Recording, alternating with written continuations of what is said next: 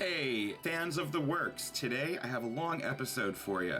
I've got a bunch of reviews for you, including Eddington, I Know What You Did Last Summer, Fantastic Four, First Steps, The Home, and briefly talking about Sorry Baby, which I'll have a full review for later this week.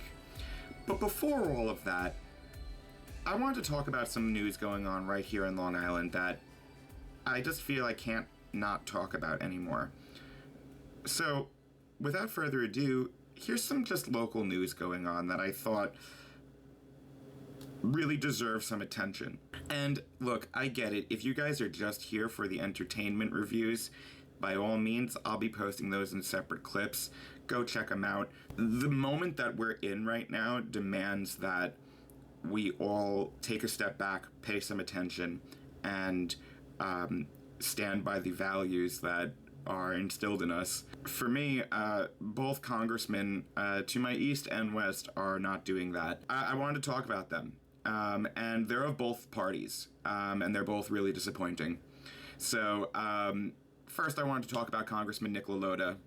He's a Republican. He's the congressman for New York District 1. Recently, he voted yes on Trump's big, beautiful bill. Among other things, 96,000 Long Islanders are now at risk of losing their health care coverage. A total of 1.5 million New Yorkers will now be at risk of no health care coverage. This is going to lead to overflows in hospital rooms and emergency rooms across the country, much less New York.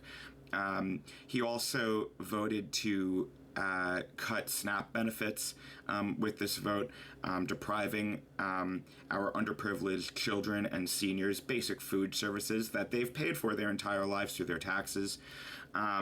Same with the health care coverage, the Medicaid coverage. Those are called entitlements because we are entitled to them because we paid for them with our taxes throughout our entire life.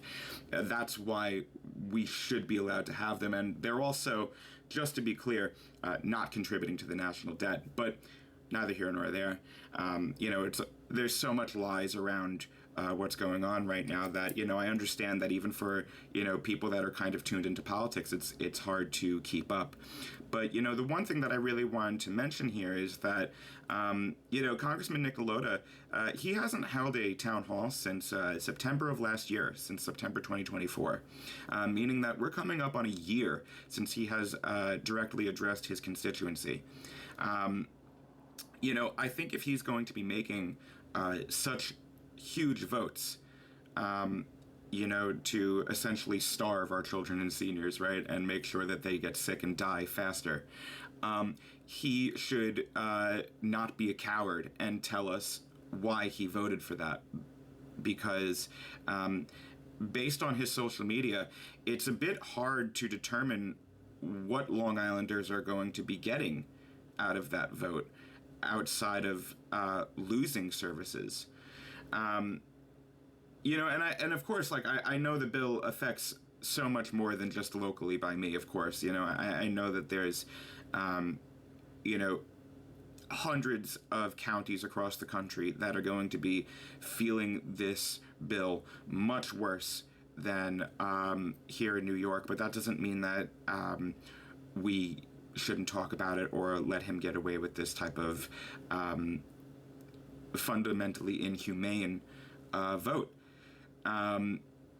Because what it's really going to do is it's going to lead to death, and it's going to lead to sickness, and it's going to lead to poorer households, missing meals.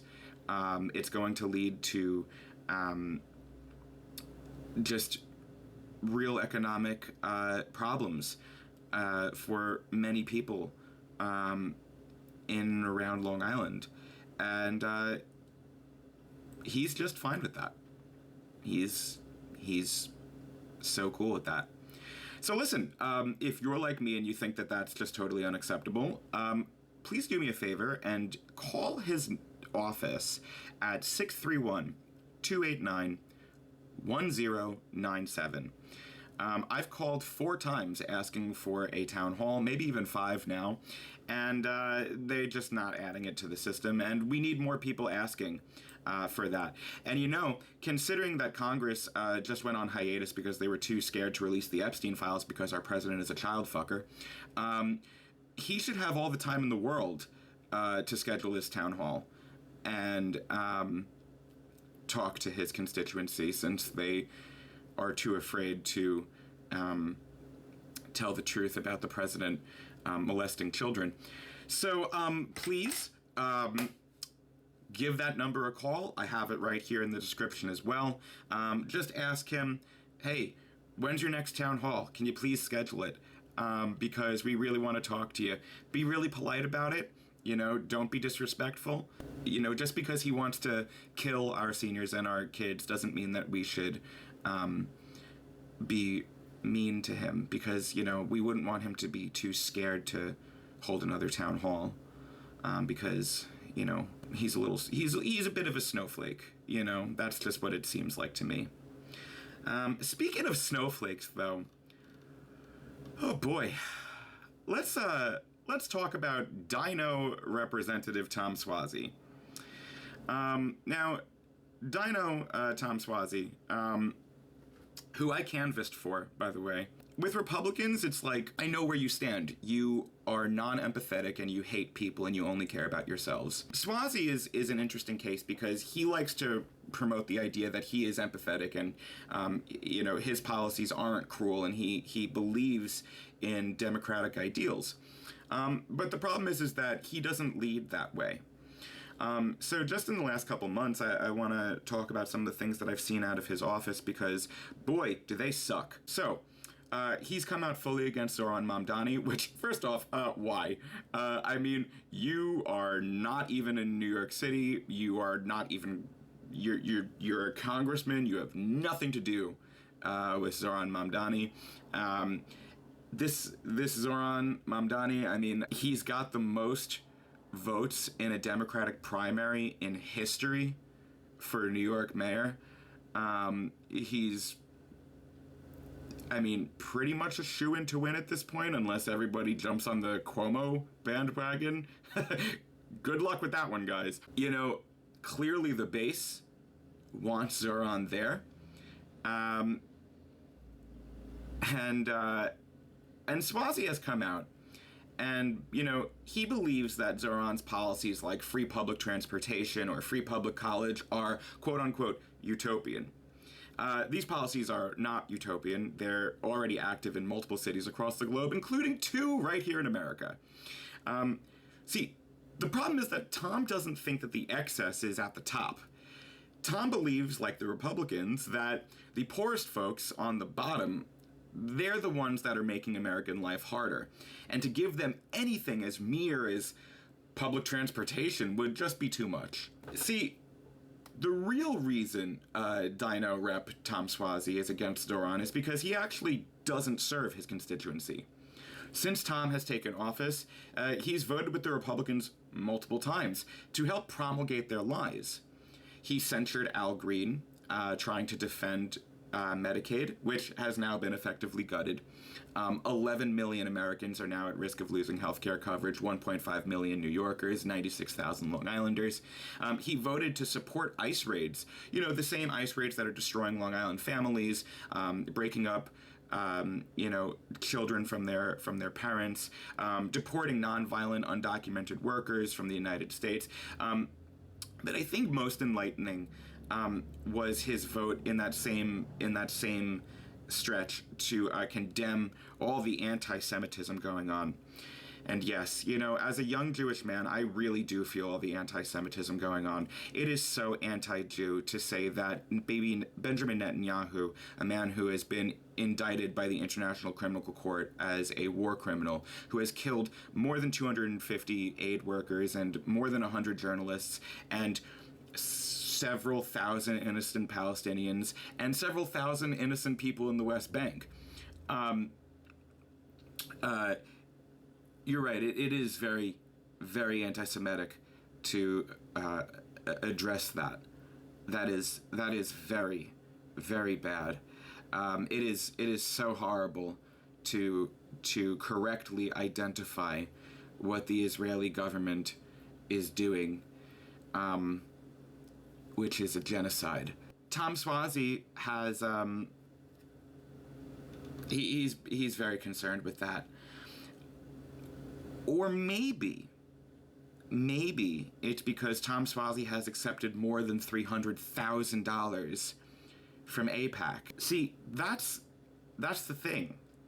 Is Tom Swazi, he might be the head of the Problem Solvers Caucus, but he is actually the problem. By accepting money from a foreign entity, he has exposed himself as being their representative. That's why he doesn't like Zoran. That's why he sits there and condemns all the anti-Semitism going on in New York. You know, the most Jewish city in America that voted overwhelmingly for Zoran Mamdani, who's supposedly anti-Jew. He doesn't care that if you believe in the democratic ideology, the progressive wing of the party is the logical follow-through of those ideas. He doesn't care.